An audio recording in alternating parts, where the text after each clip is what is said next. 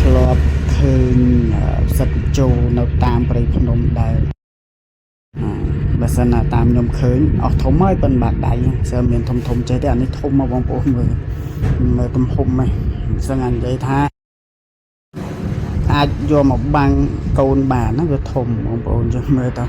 ធំមែនសត្វជោនេះនិយាយមែនតែជួបប្រទេសហើយវិញចូលមកខាងបងប្អូនដឹងហៅអីយើងនៅតាមព្រៃភ្នំហ៎បងមើលទៅវាណាចដែរដល់ពេលឃើញថាវាធំចឹងតាមហ៊ានហូបទៀតណាហ្នឹងយកមកវាស់មើលណាធំអានោះតំបន់ព្រៃភ្នំវាមែននិយាយមែនធំមកសម្បូរផ្សិតណាបងប្អូនអើយហើយយើងដើរតាមព្រៃភ្នំបានយើងឃើញមកកដប់គ្រប់ដល់នេះបងប្អូនទៅខ្វាកបដៅគាត់ឃើញខ្វាកមែនណាយើងអាចបេះ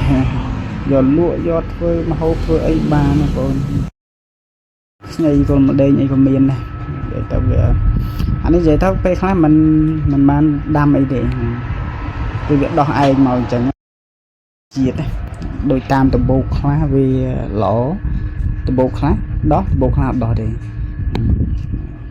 ខ្ញុំនៅពីតូចមកជាតិយកតែអាំងយកតែអីឆ្ងាញ់ដល់ណាបង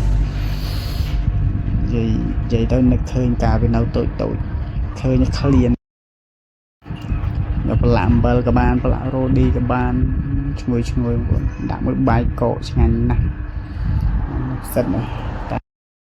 តាមដំបូងមានច្រើនហ្នឹងបងប្អូនយើងមើលលេងកំសាន្តទៅខ្ញុំក៏មិនទៅបានរាយរាប់អីច្រើន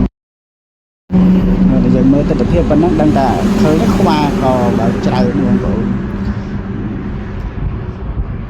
សម្បូរបង